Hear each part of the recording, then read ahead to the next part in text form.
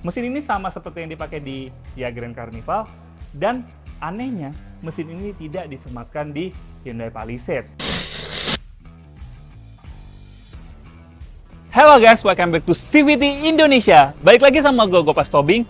Sekarang di samping gue sudah ada sebuah mobil Hyundai yang sempat menjadi tulang punggung Hyundai di Indonesia dan juga di dunia.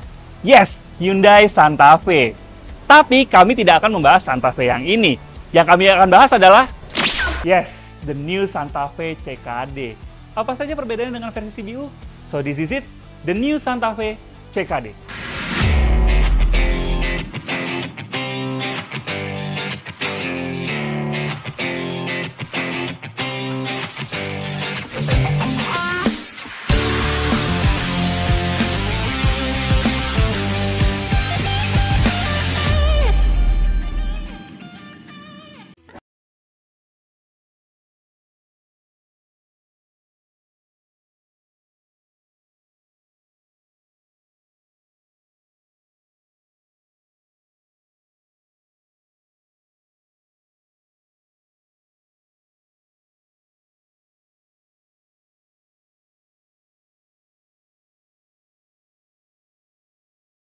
Ya, sejatinya Santa Fe ini didatangkan di tahun 2021 oleh ATPM Hyundai yang sudah berganti PT ya waktu itu ya. Tapi masih didatangkan secara utuh dari Korea dengan status CBU.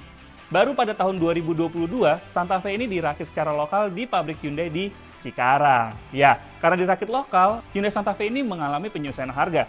Khusus yang varian diesel mengalami penurunan. Tapi lucunya, bensin mengalami kenaikan harga. Nah, selain penyesuaian harga, dari segi eksterior sendiri, dari tampilan depan, samping, dan belakang, itu tidak mengalami perubahan sama sekali. Dari desain headlight-nya yang terpisah seperti ini, dan di RL-nya yang Thor Hammer seperti ini yang sudah ditiru oleh pabrikan Jerman ya. Jadi desainnya ini masih dipertahankan, yang dimana itu adalah suatu hal yang cukup baik. Terus untuk headlight-nya dia memakai double projector, dan untuk grille sendiri tidak mengalami perubahan. Nah, sementara untuk dari samping, untuk velgnya masih memakai velg yang sama yang dimana amat disayangkan menurun 1 inci jika dibandingkan dengan generasi sebelumnya. Yes, di belakang sini, ya sekali lagi tidak ada perubahan sama sekali jika dibandingkan dengan versi CBU-nya. Dia masih mempertahankan desain yang pendekatannya lebih American look. Jadi perubahan dari yang pre-facelift dia lebih European look, kalau di sini dia lebih American look. Jadi kelihatan lebih gagah gitu ya, lebih berotot. Dan bedanya kalau varian bensin dan varian diesel, kalau diesel itu ada penanda varian 2.2D di sini, sementara kalau yang varian bensin itu dibiarkan polos aja. Dan di belakang sini dia sudah memiliki power tailgate yang bukan power tailgate biasa, tapi smart power tailgate. Jadi kalian tinggal berdiri beberapa detik di belakang bagasinya, dan bagasinya akan terbuka dengan sendirinya. Begitu terbuka, ada kapasitas bagasi sebesar 130 liter, yang dimana ini merupakan terbesar di kelasnya. Ya, jadi kalau pesaing-pesaingnya yang sekarang sudah menganut sistem 7-seater, sekitar di bawah 130 literan. Tapi kalau di sini, itu masih bisa di 130 literan. Dan ini masih muat koper-koper kecil seperti koper cabin size. Nah, kalau masih kurang, kita bisa lipat baris ketiganya ini. Jadi dia lipatnya masih manual ya. Langsung ada kapasitas bagasi sebesar 500 liter. Masih kurang, kalian bisa melipat baris keduanya dengan menekan tombol di sebelah sini. Jadi tinggal tekan, langsung akan flat di baris ketiga, baris kedua. Kapasitas bagasi sebesar 1649 liter. Yes, ini bukan kapasitas yang main-main sih, dan merupakan kapasitas yang terbesar di kelasnya. Ya, untuk interior ya, kalau kita mau masuk ke baris ketiga, kalian cukup menekan tombol yang ada di sebelah sini. Langsung mekanisme one touch tumble-nya aktif ya. Tapi untuk mekanisme ini hanya jok bagian sebelah kiri saja. Untuk yang bagian kanan itu belum ada one touch tumble-nya. Sekarang kita masuk ke baris ketiga. Iya, ini kita sekarang udah masuk. Ya, ini kita sesuaikan dulu dengan konfigurasi yang masuk akal ya. Ya, di belakang sini, ini juara sih. Ini untuk legroom-nya, headroom-nya, itu masih tersedia dengan sangat cukup. Tinggi gue by the way 182 cm. Dan di belakang sini memang bukan spot yang nyaman ya untuk duduk di dalam interior The New Santa Fe ini. Tapi kalau misalnya untuk darurat, untuk perjalanan dekat, itu masih nyaman di belakang sini. Dan oh iya, kalau kalian perhatikan, interior The New Santa Fe yang CKD ini itu berwarna all black, beda sama yang CBU yang berwarna kecoklatan. Mungkin karena warna all black ini lebih masuk ke market Indonesia ya, yang dimana masyarakat lebih suka interior yang lebih long lasting, jadi nggak kelihatan kotor. Jadi dipilihlah warna hitam ini. Nah, di belakang sini selain dia roomnya dan headroomnya yang sangat cukup untuk tinggi gue yang segini untuk darurat, di belakang sini juga sudah ada pengaturan AC. Jadi penumpang di baris ketiga ini tidak merasa dianaktirikan ya. Ada lagi, dia sudah ada panoramic sunroof yang sampai ke belakang sini, jadi menambah kesan roomy di baris ketiga ini. Ya, sekarang kita lihat interior baris depannya. Tuh pintunya bener-bener nutupnya rapet banget ya, build quality-nya kerasa banget kalau mobil ini punya build quality yang sangat baik. Nah, sekarang kita lihat interior depannya. Ya, selain warna interior yang berbeda, perbedaan yang paling kental di depan sini adalah ini. Spion tengah yang sudah tidak elektrokromatik. Jadi untuk yang varian CKD ini dia sudah pakai DN Night View Mirror biasa. Kalau yang CBU dia masih sudah pakai elektrokromatik. Selain itu di depan sini untuk dashboard yang soft touch dan ada jahitan-jahitan asli itu juga masih dipertahankan. Dan head unitnya sudah dilengkapi dengan wireless Apple CarPlay dan juga Android Auto. Nah, di depan sini dia juga sudah memakai ambient light yang dimana fitur yang seharusnya ada di kakaknya, di si Palisade yang punya harga 300 jutaan lebih mahal, hampir 300 jutaan lebih mahal, itu malah nggak ada. Dan satu lagi fitur yang nggak ada di Palisade, dan mungkin ini bisa bikin Palisade agak malu ya, yaitu ini. Pengaturan jok penumpang depan kiri yang ada di samping sini. Jadi mobil ini akan sangat berguna untuk para bos yang suka duduk di belakang. Jadi kalau misalnya dia butuh legroom yang lebih, si driver tinggal tekan tombol di sebelah sini tanpa harus ngerogoh ke depan sini. Ini agak aneh ya, karena Palisade itu seperti kita tahu merupakan mobil yang lebih passenger oriented dibandingkan dengan Santa Fe ini. Tapi malah fitur yang harusnya ada di mobil yang passenger oriented di Palisade nggak ada ya, agak aneh sih ya. Ya, terus di tengah sini dia juga sudah masih memakai sistem shifter yang tekan-tekan seperti ini, seperti Hyundai Ioniq yang dulu dan juga Palisade, dan ada di Varia juga, dan di sini masih dipertahankan. Terus untuk drive mode yang bisa diganti-ganti ada dial di tengah sini, dan juga ada tombol hill descent control yang bisa kalian aktifkan dengan menekan tombol di sebelah sini. Terus wireless charger juga masih dipertahankan, ada di tengah sini. Dan untuk speedometernya juga masih persis sama dengan yang versi CBU. Dia masih full digital dan bisa menampilkan blind view monitor yang akan aktif apabila kita mengaktifkan sen, yang bisa kita ke kiri, dia akan menyalakan kamera yang ada di sebelah kiri. Kalau sebelah kita sen ke kanan, dia akan menyalakan kamera yang ada di sebelah kanan. Kita lihat mesinnya. Mesinnya waktu gue membuka ke mesin langsung disambut dengan tulisan SmartStream Diesel. Yes, SmartStream ini merupakan teknologi mesin terbaru dari Hyundai yang bisa meningkatkan efisiensi dan juga tenaga tentunya. Nah, untuk mesin Santa Fe Diesel sendiri sudah memakai mesin diesel Hyundai kekinian dengan tenaga 202 horsepower dan torsinya 441 Nm. Mesin ini sama seperti yang dipakai di Kia Grand Carnival, dan anehnya mesin ini tidak disematkan di Hyundai Palisade. Ya mungkin karena di Hyundai Palisade itu lebih mengedepan kenyamanan, jadi Hyundai menyematkan mesin yang memiliki karakter lebih halus. Yes, karena di sini dia selain sudah memakai mesin baru, transmisinya sudah memakai transmisi dual class transmission. Jadi penyaluran tenaganya mungkin lebih direct, tapi tidak bisa sehalus yang ada di Palisade. Oke, kalau kita tadi review dieselnya, sekarang kita akan coba signature bensinnya. Ya, untuk varian bensinnya sendiri, dia punya mesin 2500 cc dengan tenaga 178 PS dan torsi di 232 Nm. Ya, figur yang cukup oke ya. Dan setelah kita coba, nih, coba kita kick down, itu tenaganya langsung berasa hentakannya. Memang tidak sehentak yang mesin diesel ya. Kalau mesin diesel kan dia memang pakai dual class transmission yang dimana perbedaan giginya itu lebih cepat, dan biasa mesin diesel kan karakternya ngejambak. Kalau ini enggak, dia lebih ke arah halus. Jadi mobil ini tuh kalau kalian ingin mengedepan kenyamanan, mobil ini bisa pas buat kalian. Ya memang untuk konsumsi bahan bakarnya sendiri dia tidak lebih impresif jika dibandingkan dengan yang varian diesel ya. Untuk dalam kota dengan kecepatan rata-rata 20 km per jam, mobil ini memiliki konsumsi bahan bakar di 10,1 km per liter. Sementara untuk luar kota di angka 14,9 km per liter. Ya memang secara angka ya cukup boros ya, tapi mengingat kapasitasnya itu ada di 2500 cc, konsumsi tersebut menurut kami adalah konsumsi yang sangat wajar. Nah, untuk sektor kaki-kaki atau suspensi, ya kita memang merasa mobil ini memiliki suspensi yang lebih stiff jika dibandingkan dengan generasi yang sebelumnya.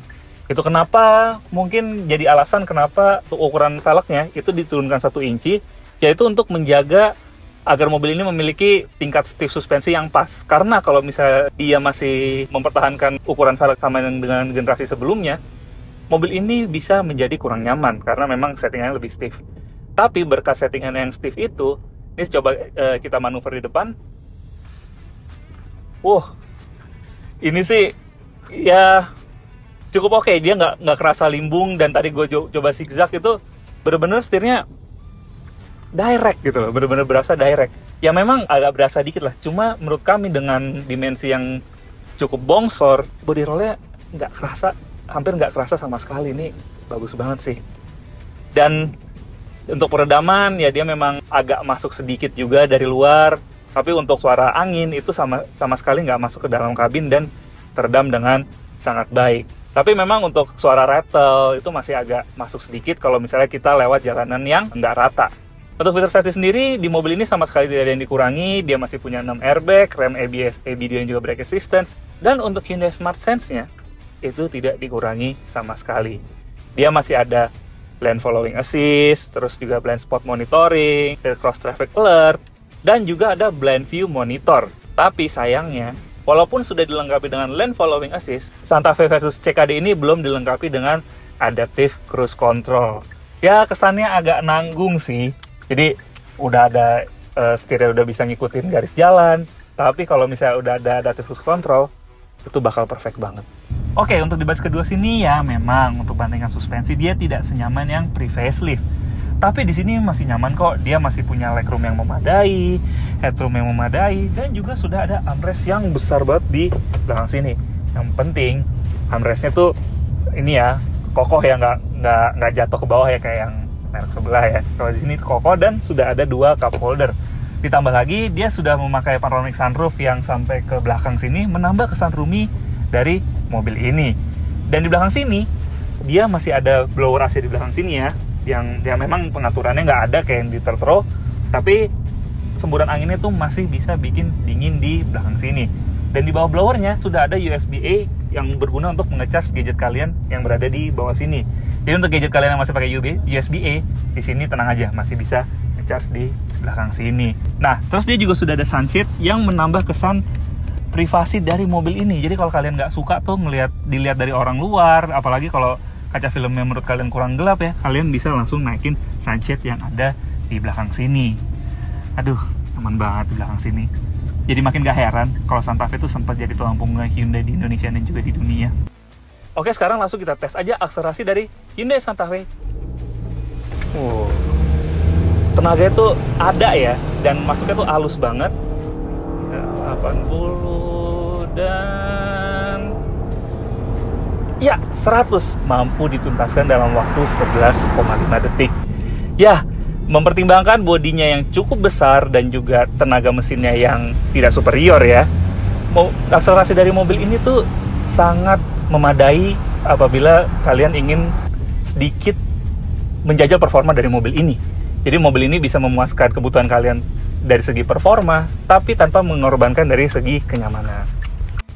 Oke, jadi bisa disimpulkan dari review The New Hyundai Santa Fe kali ini, menurut kami Hyundai Santa Fe ini berada satu kelas di atas medium SUV, tapi berada satu kelas di bawah kakaknya si Hyundai Palisade.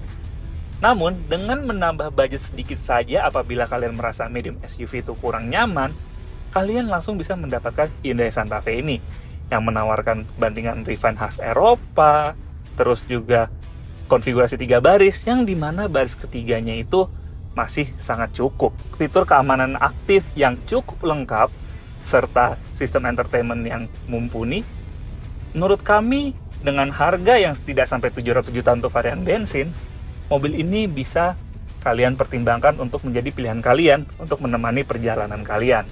Kayaknya gue juga cukup tertarik dengan Hyundai Santa Fe ini. Apa gue langsung tanya aja ya ke dealer Hyundai terdekat? Yuk, langsung kita balik ke dealer lagi. Nah, yuk langsung kita tanya aja, ada diskon apa aja sih, atau ada program, atau ada promo menarik apa aja? Yuk, sekarang kita masuk.